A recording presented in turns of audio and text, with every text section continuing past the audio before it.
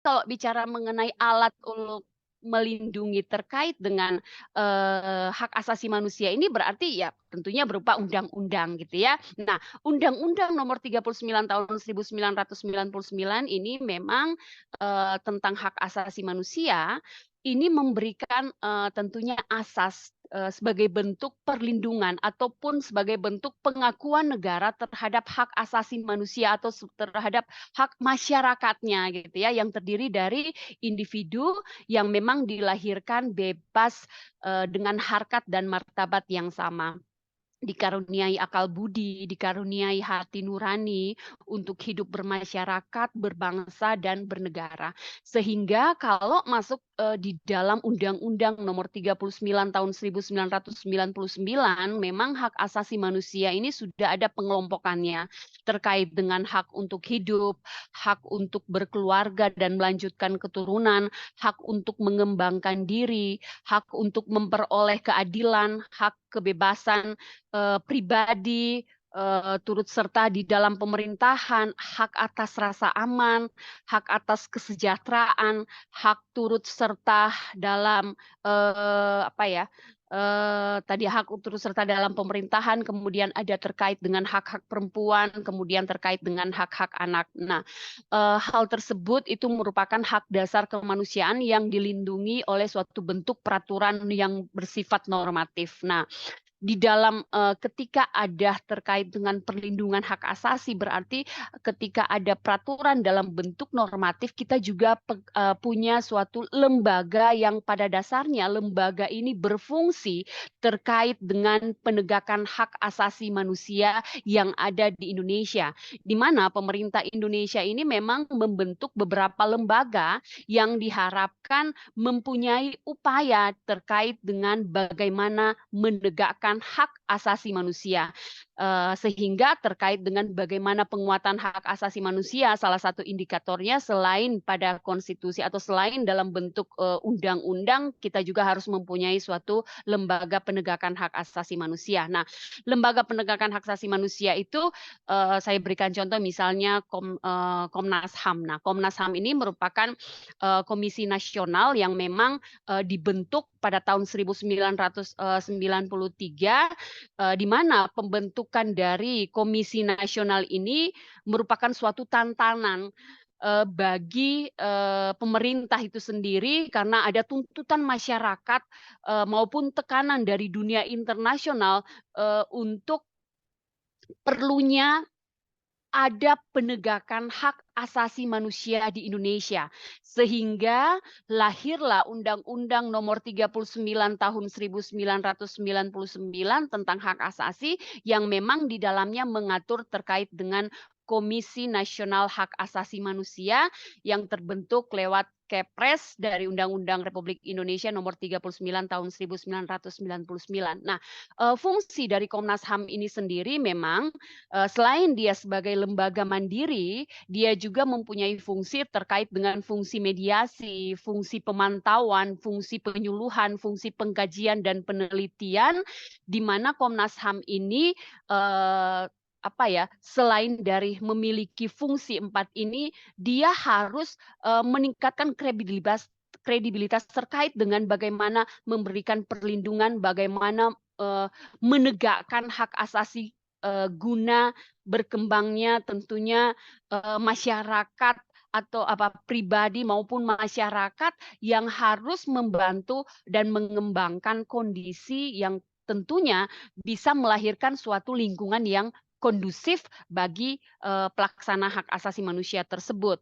Sehingga kalau bicara terkait dengan fungsi berarti, dari 4 fungsi ini tujuan Komnas HAM itu sendiri adalah tentunya berarti seperti yang saya sudah katakan tadi, selain dia melahirkan, lingkungan, yang kondusif bagi pelaksanaan hak asasi manusia itu sendiri, berarti, eee, apa ya, selain dia menghasilkan, berarti bentuk perlindungan dan penegakan, hak asasi manusia ini, itu adalah sebenarnya, eee, ingin agar supaya pribadi manusia yang ada di Indonesia seutuhnya mempunyai kemampuan untuk berpartisipasi dalam berbagai bidang kehidupan dalam memajukan bangsa ini, tentunya sesuai dengan hak asasi yang sudah diatur di dalam bentuk peraturan perundang-undangan yang ada.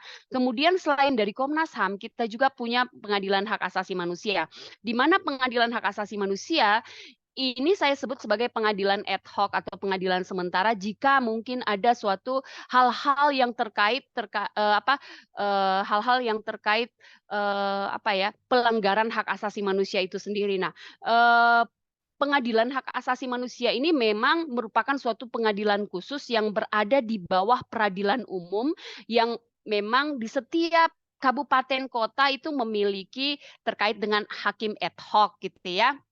Karena pengadilan khusus ini tentunya berarti kalau masuk di dalam, pengadilan hak asasi manusia berarti hanya terkait dengan, pelanggaran-pelanggaran hak asasi manusia, terutama pelanggaran berat yang memang kategori pelanggaran hak asasi manusia itu kan ada pelanggaran HAM berat terkait dengan kejahatan genosida, kejahatan terhadap kemanusiaan yang diatur di dalam Undang-Undang Nomor 26 Tahun 2000 tentang Pengadilan Hak Asasi Manusia. Di mana kalau bicara mengenai kejahatan genosida dan kejahatan kemanusiaan ini merupakan pelanggaran HAM berat yang ada yang diatur di dalam undang-undang kita.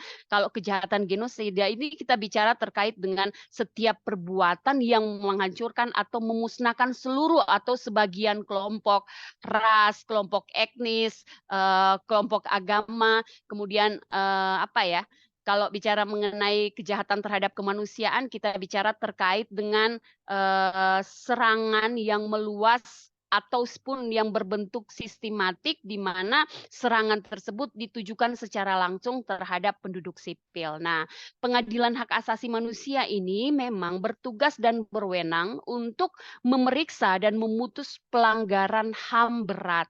Nah, Pengadilan Hak Asasi Manusia ini juga berwenang selain dia memeriksa memutus pelanggaran HAM berat yang dilakukan di luar batas teritorial wilayah negara Republik Indonesia. Selain berarti dia berada di dalam wilayah, dia juga bisa memutus perkara yang berada di luar batas wilayah negara teritorial Indonesia itu sendiri. Nah, eee terkait dengan Komisi Perlindungan, memang Komisi Nasional Perlindungan, Hak Asasi Manusia itu ada Komisi Nasional Perlindungan Anak dan ada juga Komisi Perlindungan Anak Indonesia, di mana kita tahu bersama bahwa kalau masuk di dalam Komisi Nasional Perlindungan Anak berarti, itu merupakan suatu gerakan nasional dalam rangka untuk melindungi anak yang sebenarnya telah dimulai pada tahun 1997, kemudian background di sejarah era reformasi, tanggung jawab untuk memberikan perlindungan anak pun sampai dengan saat ini, memang hal-hal tersebut masih diserahkan kepada masyarakat. Kalau saat ini sudah dunia TikTok ya berarti diserahkan kepada netizen ya. Kalau misalnya pemerintah belum bisa untuk melaksanakan kewajibannya, berarti dunia netizen lah ini yang kemudian, menjadi, suatu hak equal sebagai bentuk gerakan nasional dalam hal memberikan perlindungan anak. Nah, tugas dari Komisi Nasional Perlindungan Anak ini memang memberikan perlindungan terhadap anak dari perlakuan-perlakuan seperti diskriminasi, seperti eksploitasi, baik ekonomi maupun sosial, terkait dengan penelantaran anak, terkait dengan kekejaman, kekerasan, penganiayaan, ketidakadilan yang terjadi, perlakuan-perlakuan yang salah terhadap anak, sehingga berdasarkan hal tersebut akhirnya mendorong lahirnya Undang-Undang Nomor 23 Tahun 2022 tentang perlindungan anak. Nah, di samping dari Komisi Nasional Perlindungan Anak, kita juga punya, apa yang dinamakan dengan, Komisi Perlindungan Anak Indonesia yang dibentuk berdasarkan amanat pasal dari Undang-Undang Nomor 23 Tahun 2002. Nah, Komisi Perlindungan Anak Indonesia itu memang hampir mirip dengan Komisi Nasional Perlindungan Anak, tetapi memang Komisi Perlindungan Anak Indonesia ini punya tugas dalam hal melakukan sosialisasi terkait dengan, ketentuan peraturan perundang-undangan yang berkaitan dengan perlindungan anak. Kemudian selain itu dia, mengumpulkan data maupun informasi dari setiap masyarakat yang memberikan pengaduan, kemudian ketika ada pengaduan dia harus menelaah, kemudian memantau, kemudian, mengevaluasi dan mengawasi terkait dengan apakah kemudian hal tersebut dari bentuk, yang sudah dikemukakan atau dalam bentuk, undang-undang ini memang, eee, terakomodasi dengan maksimal tidak ketika ada di dalam ranah masyarakat atau bagaimana bentuk pengaplikasiannya gitu. Kemudian yang ketiga, eee Komisi Perlindungan Anak Indonesia ini juga memberikan laporan, memberikan saran ataupun masukan, bahkan pertimbangan kepada presiden dalam rangka, perlindungan anak gitu ya. Misalnya, tugas memberikan masukan kepada presiden atau, Komisi Perlindungan Anak Indonesia ini, pemerintah, harus segera membuat undang-undang misalnya larangan merokok bagi anak yang setidak-tidaknya ada pemasukan pasal larangan merokok bagi anak misalnya seperti itu, di dalam pembuatan undang-undang pelarangan merokok misalnya, kemudian masuk di dalam, undang-undang kesehatan juga. Nah, dalam proses amandemen ini, itulah fungsi Komisi Perlindungan Anak Indonesia di dalam, apa ya, memberikan masukan, memantau, evaluasi, pengawasan, dan lain sebagainya terkait dengan bagaimana implementasi bentuk peraturan tersebut, gitu. Nah, KPAI ini memang mencatat, terkait dengan apa yang terjadi di Indonesia khususnya, jumlah perokok sehingga muncul terkait dengan bagaimana kita harus membuat suatu pasal masuk di dalam undang-undang kesehatan misalnya larangan merokok bagi anak atau setidak-tidaknya ada pasal larangan, apa ya, terkait dengan, bagaimana menjaga kesehatan anak terkait dengan, apa, eee, rokok tersebut gitu ya. Sehingga, KPAI itu sendiri mencatat ada 230 miliar, batang, rokok pada saat ini yang memang dikonsumsi oleh anak dan, saya rasa memang hal tersebut sudah menjadi tanggung jawab kita bersama. Nah, selain daripada itu, kita juga melihat memang ada kekerasan-kekerasan terhadap anak yang memang menghancurkan karakter baik terkait dengan, anak gitu ya, maupun perkembangannya. Nah, Komisi Nasional Anti Kekerasan Terhadap Perempuan, selain tadi Komisi Nasional Perlindungan Anak, kita juga memiliki Komisi Nasional Anti Kekerasan Terhadap Perempuan yang memang dibentuk berdasarkan, keputusan Presiden tahun 1998 di mana dasar pertimbangan pembentukan komisi nasional ini adalah untuk mencegah terjadinya, atau untuk mencegah dan menghapus segala bentuk kekerasan terhadap perempuan. Nah, komisi nasional ini memang bersifat independen yang mempunyai tujuan tentunya mengembangkan suatu kondisi yang, kondusif tentunya bagi penghapusan segala bentuk kekerasan terhadap perempuan dan bagaimana penegakan hak-hak asasi manusia, terutama hak asasi perempuan yang ada di Indonesia. Kemudian juga dia akan meningkatkan bagaimana sih upaya pencegahan, penanggulangan segala bentuk kekerasan terhadap perempuan dan perlindungan hak asasi perempuan. Nah, dalam rangka mewujudkan tujuan di atas memang Komisi Nasional ini memang memiliki, apa ya, berbagai macam kegiatan yang adanya beberapa itu terkait dengan penyebarluasan pemahaman, pencegahan, penanggulangan, penghapusan segala bentuk kekerasan terhadap perempuan. Selain daripada itu juga mereka melakukan pengkajian dan penelitian terhadap berbagai instrumen dari PBB juga mengenai bagaimana perlindungan hak asasi manusia terhadap perempuan dan, dia juga bekerjasama dengan berbagai lembaga pemerintah di dalam penguatan, perlindungan hak asasi perempuan tersebut. Nah, sehingga apa yang menjadi dasar dari hak asasi manusia, tentunya ini bisa dirasakan oleh seluruh masyarakat, terutama perempuan itu sendiri. Kemudian kita juga di dalam hak asasi manusia ini mempunyai Komisi Kebenaran dan Rekonsiliasi. Nah, Komisi Kebenaran dan Rekonsiliasi ini memang dibentuk oleh Undang-Undang Dasar Negara Undang-Undang Republik Indonesia Nomor 27 Tahun 2004 tentang Komisi Kebenaran Rekonsiliasi. Nah, keberadaan dari saya menyebutkan KKR ini, Komisi Kebenaran dan Rekonsiliasi ini memang mempunyai fungsi terkait dengan menyelesaikan pelanggaran hak asasi manusia yang berat yang terjadi pada masa lalu di luar pengadilan guna mewujudkan perdamaian dan persatuan bangsa gitu ya. Kemudian mewujudkan rekonsiliasi dan persatuan nasional dan jiwa saling pengertian. Nah, dari hal tersebut diharapkan dengan adanya KKR ini berarti masalah pelanggaran HAM berat dapat terselesaikan. Memang salah satu yang sekarang menjadi bukan isu sentral ya, bahwa ini harus dituntaskan, terutama yang terjadi di Malang gitu ya.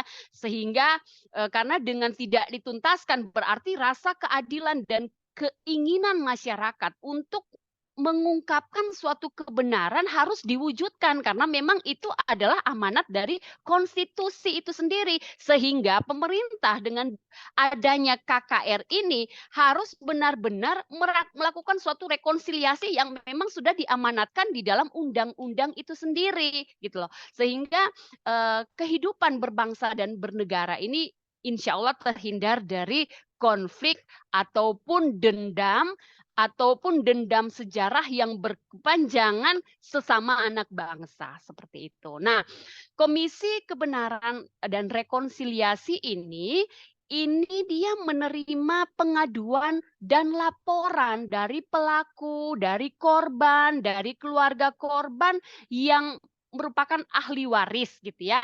Kemudian dia juga mempunyai fungsi di dalam melakukan penyelidikan. Kemudian dia juga memiliki fungsi melakukan klarifikasi atas pelanggaran hak asasi manusia yang berat. Dia juga memberikan rekomendasi kepada siapa? Tentunya kepada presiden dalam hal permohonan amnesti gitu ya. Kemudian dia menyampaikan rekomendasi kepada pemerintah dalam hal pemberian kompensasi maupun rehabilitasi gitu terhadap misalnya korban-korban yang atau korban-korban yang ada gitu ya. Kemudian dia juga bisa melaporkan atau harus menyampaikan laporan tahunan ataupun laporan akhir ketika kemudian kerjanya sudah ditangani atau perkara tersebut sudah ditangani langsung kepada Presiden dan Dewan Perwakilan Rakyat sebagai tembusannya adalah Mahkamah Agung tentunya. Nah, terkait dengan hal tersebut memang kalau bicara mengenai komisi-komisi yang tadi dalam hal bagaimana bentuk, Komisi Perlindungan Hak Asasi Manusia, kemudian Komisi Kebenaran dan Rekonsiliasi ini, LSM dan Pro Demokrasi ini juga yang ada di dalam masyarakat, yang terbentuk di dalam masyarakat, ini merupakan suatu, bentuk yang ada di samping lembaga di dalam bagaimana menegakkan hak asasi manusia yang memang yang dibentuk oleh pemerintah. Memang mereka ini berisi masyarakat, di mana masyarakat ini merupakan suatu instrumen penting terkait dengan bagaimana penguatan hak asasi manusia. Sehingga LSM ini sebagai bentuk non-governmental organization ya, di mana programnya memang berfokus pada upaya pengembangan kehidupan masyarakat yang demokratis tentunya di dalam pengembangan hak asasi manusia tersebut. Nah, sehingga kalau bicara mengenai hubungan hak asasi manusia dengan negara, demokrasi, kemudian hukum, ya tentunya saling berhubungan. Karena kenapa? Karena memang hak asasi manusia ini tidak perlu diberikan oleh negara, memang dia sudah ada sejak dia lahir. Negara ini ada dalam hal sebagai bentuk memberikan aturan normatif dalam hal memberikan perlindungan bagaimana pelaksanaan HAM-nya, bagaimana kemudian penguatannya, negara itu yang berfungsi. Kemudian hak asasi manusia ini berlaku untuk semua orang tanpa memandang jenis kelamin, tanpa memandang ras, tanpa memandang agama, tanpa memandang etnis, tanpa memandang pandangan politik, asal-usul sosial. Kemudian memang hak asasi manusia ini tidak bisa dilanggar. Tidak seorang pun mempunyai hak untuk membatasi atau melanggar hak orang lain. Orang tetap mempunyai hak meski negara membuat hukum yang tidak melindungi ataupun melanggar hak asasi manusia tersebut. Saya rasa demikian, nanti mungkin akan berkembang ketika mungkin ada pertanyaan dari para audiens yang mengikuti kegiatan ini. Saya kembalikan kepada moderator. Terima kasih Bu Lucy, penyampaiannya penuh dengan semangat tentang upaya penegakan hak asasi manusia. Cukup panjang tadi yang disampaikan oleh Bu Luciana. Nah, mungkin bagi teman-teman